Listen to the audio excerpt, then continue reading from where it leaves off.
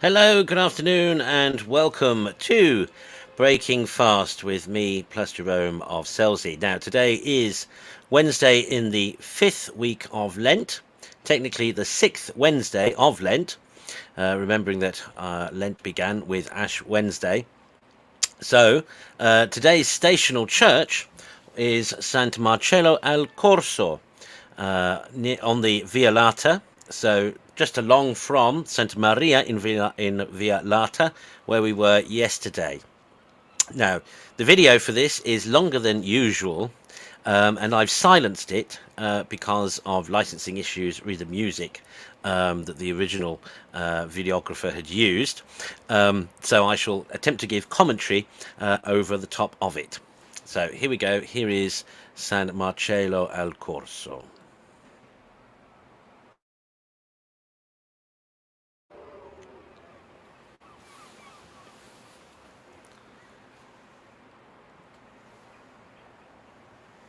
So the station today is at the Church of St. Marcellus at the Corso. An ancient tradition links this church with the imprisonment and death of Pope Marcellus I, 308 to 309.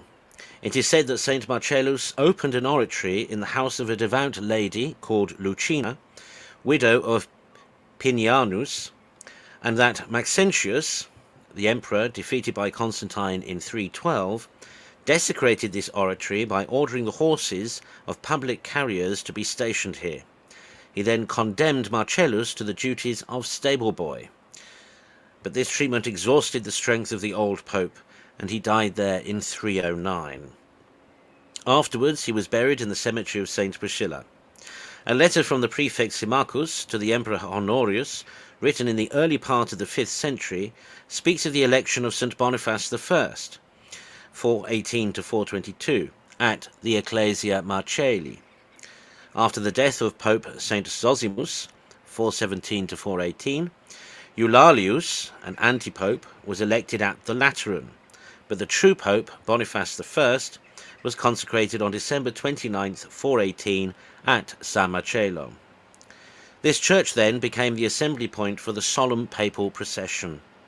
The oratory was enlarged in the 5th century, and in the 9th century the remains of St. Marcellus were brought from the cemetery of Priscilla, and along with those of Pope Vigilius, were interred beneath the high altar, and they are still there today. San Marcello is one of the original 25 parishes of Rome, and it was made today's station by Pope St. Gregory the Great. San Marcello was reconstructed by Adrian I and restored by Stephen V and Gregory IV. The old church burned down in 1519 and was rebuilt by Jacopo Sansovino. He completely altered the church by making it face the Via Flaminia, now the Via del Corso, where the apse had originally been. A wooden crucifix survived this disastrous fire, and so it became known as a miraculous object worthy of veneration.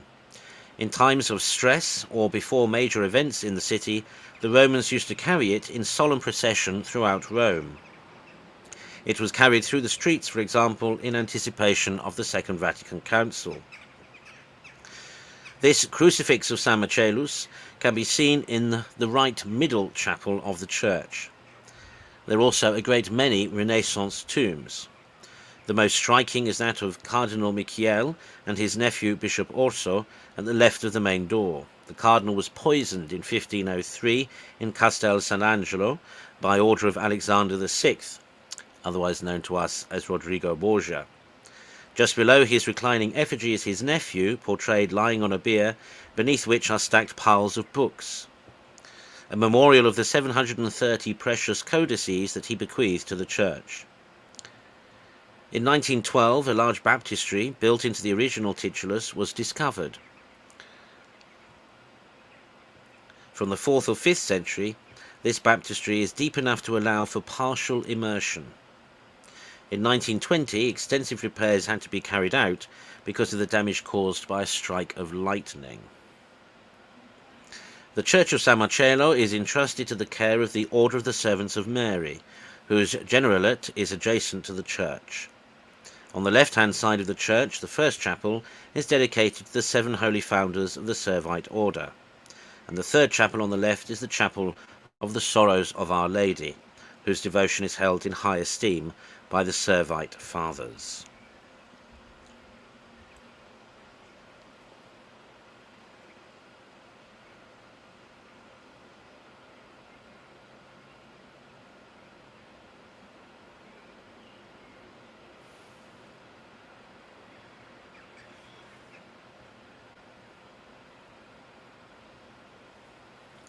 The Crucifix of San Marcello is a medieval work of religious art that is venerated in the church, and having survived a fire that destroyed the church in 1519, the crucifix was popularly believed to possess intercessory powers.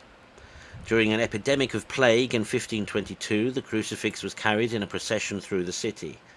According to popular belief at the time, the procession caused the plague to leave the neighbourhoods through which the crucifix passed, and eventually thus to die out in Rome. Because contemporaries then believed that the crucifix had proven its spiritual efficacy twice, a confraternity was set up which quickly became one of the largest in Rome. The procession of 1522 is considered by some scholars to be the origin of modern Maundy Thursday processions, held annually in Catholic cities, and the crucifix itself is still part of modern Roman religious processionaries, particularly at Easter and at times of emergency. The present Pope, Francis, had it brought to St. Peter's Square on several occasions during the COVID-19 pandemic in March 2020.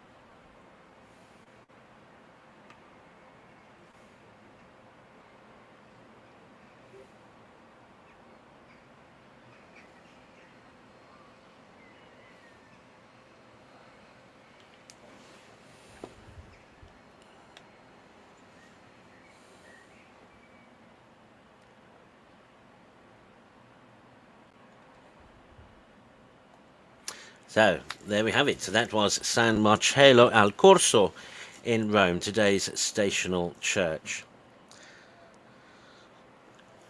Now, a little announcement for those who might have missed Mass. I will be now sharing the homilies. So we will now be releasing edited versions of the Mass video with just the homilies. Now, at the moment, I'm not restricting them to Patreon patrons only, but going forward, we may indeed do that. It isn't, how can I put it? The sordid topic of coin. Old Roman TV is not free to broadcast. It's not, well, technically, actually, it's free to broadcast. It's not free to make. That is to say that there are various costs involved, various subscriptions that enable us to broadcast, enable us to have and use equipment to broadcast with, that provides the software necessary to create little things like this banner here, and the various title pages, the graphics that you see on Old Roman TV. All of these things take time, and they do cost a little money. Not a very great deal, it has to be said, but it's a cost nonetheless. So I wonder if, and it's a little bit in advance, but I wonder if you would consider two things: either becoming a Patreon patron by joining the link there, and there is a minimal donation. I think it's about $6 or $7, something like that, a month. and becoming an ongoing subscription Patreon patron. That would help if everybody who viewed these videos signed up as even on the lowest level Patreon patron. That would make a significant difference indeed to covering the ongoing running costs of the channel. Or alternatively, for those of you particularly who appreciate the aspect of my ministry in my teaching role and in offering the daily mass, you might consider making your Easter offering to the channel, which you can do through my website, www.celsd.org. Or alternatively, you can see in the show notes the PayPal button, the PayPal link to donate towards this apostolate. So of your charity, it's not something I mention very often. It's not something I ask for very often. Certainly not compared to many on YouTube or Facebook or elsewhere who it seems to me are always plugging subscriptions. It's something I rarely mention, the sordid topic of coin, but it is something that I necessarily mention because it's rather than getting cheaper, it's actually becoming a little more expensive to keep this apostolate going. So please, of your charity, think of us. If you're able to offer a few pounds, a few dollars a month, that would be grand. If you are able to make an Easter offering, that would be extremely acceptable too. So, next broadcast is 6 o'clock today, the Angelus and Holy Hour. Remember that every Wednesday we have Holy Hour with exposition of the Blessed Sacrament, adoration, reparation, recitation of the Rosary, and benediction with the Blessed Sacrament. So that's from 6 o'clock today, GMT, and then 10 p.m. tonight, of course, is our Daily Examen. As usual, bless you for watching. Take care of yourselves, look out for others, and always remember, God loves you. Bye for now.